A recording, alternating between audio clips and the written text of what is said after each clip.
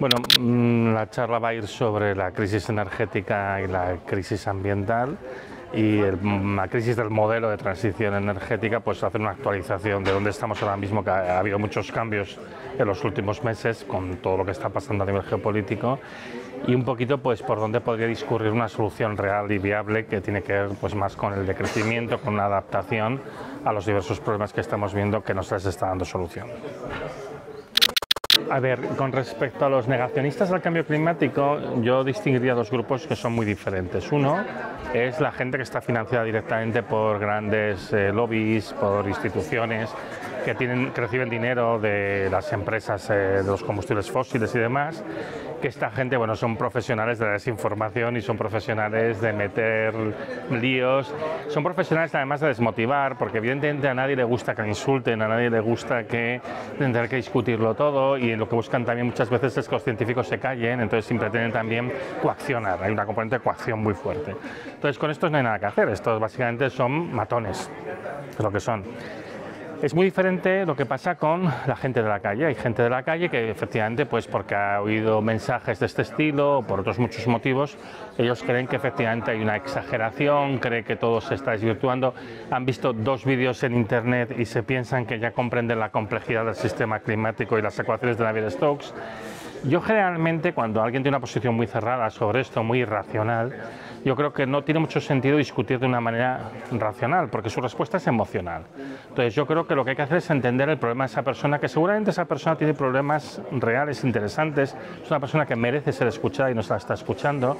Y muchas veces en este negacionismo, digamos, de la gente de la calle, lo que hay es una protesta delante de un montón de abusos que se están dando y que además a veces son quejas muy legítimas sobre medidas que se dicen tomar para luchar contra el cambio climático, pero que en realidad son muy regresivas, que atentan sobre todo contra la gente que tiene rentas más bajas. Entonces yo creo que antes de ponerse a discutir desde un punto de vista muy racional, muy complejo, muy técnico, lo que hay que hacer es bajar al problema humano, a la escala humana y decir, pero a ver, ¿cuál es tu problema realmente?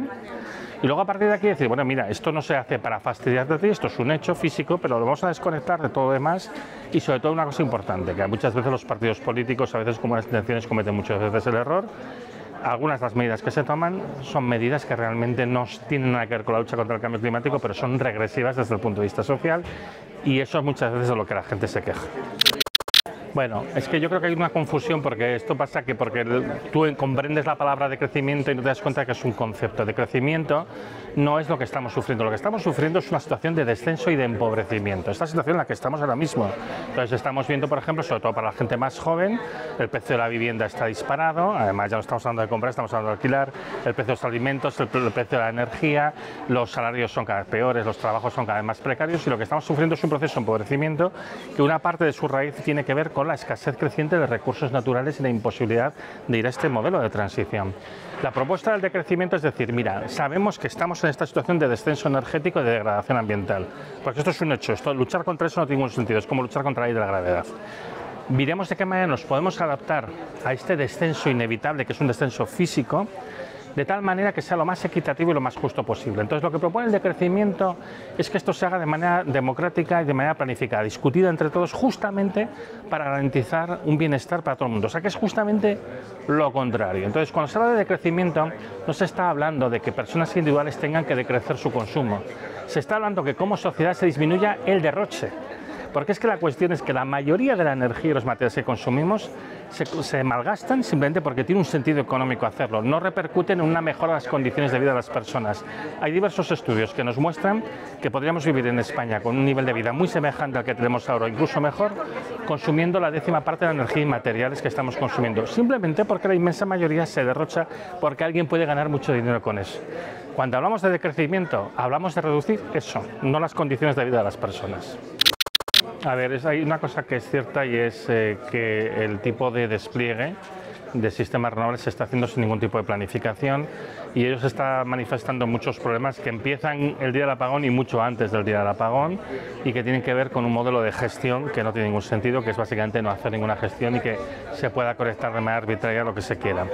Un detalle que la gente no suele conocer, pero que es bastante clave en toda esta discusión y que lo comentaré en la charla, es que el consumo de electricidad en España está cayendo desde el año 2008. Entonces se está vendiendo la idea de que hace falta producir más y más electricidad cuando el consumo realmente decrece. Entonces, más que producir más electricidad, lo que habrá que hacer es sustituir la manera de producirla, pero de hecho ya hay un exceso de producción. Ahora mismo, en el caso de España, se está produciendo aproximadamente 5 veces, hay la potencialidad de producir 5 veces más electricidad que la que se consume en media, que es una de las ratios entre la capacidad instalada y la capacidad realmente consumida peores de todo el mundo. Entonces esto lo único que nos demuestra es que ha habido una gran componente especulativa y en muchos casos se ha ido a instalar parques en sitios donde el terreno era barato, había poca población, había poca oposición, con razones especulativas. Eso no quiere decir que algunos parques no deban existir, si algunos parques deben de existir donde está el recurso. Lógicamente en Aragón sopla el cierzo, con lo cual quiere decir que hay sitios que tienen un potencial eólico real, pero también es cierto que la dimensión del despliegue no tiene nada que ver con las necesidades reales y que hay una componente especulativa muy fuerte y aparte hay un interés legítimo en conseguir energía, pero hay otros intereses que también son legítimos como la preservación del paisaje, la preservación de los ecosistemas, etcétera, etcétera. Entonces creo que es un momento muy bueno para hacer una gran reflexión en Aragón y en todo el Estado de hacia dónde vamos y si realmente estamos yendo en la dirección correcta, porque ahora mismo, de hecho, precisamente como ha habido un gran boom especulativo, estamos en un proceso de hundimiento de la burbuja y, como suele pasar, efecto péndulo, nos fuimos demasiado para un lado y nos vamos a ir demasiado para el otro lado, y eso tampoco es bueno, que además alimentará la sensación de haber sido engañados, de haber sido estafados, espoleados, apaleados, que tiene una componente de cierto, con lo cual no, yo no estoy muy de acuerdo con el actual despliegue especulativo y desmesurado, sin ninguna proporción lógica, y lo que se tendría que hacer aquí es sentarse y planificar correctamente qué es lo que hay que hacer, y yo creo que en ese sentido, por ejemplo, en Aragón ya hay demasiados parques en este momento, ya hay un exceso.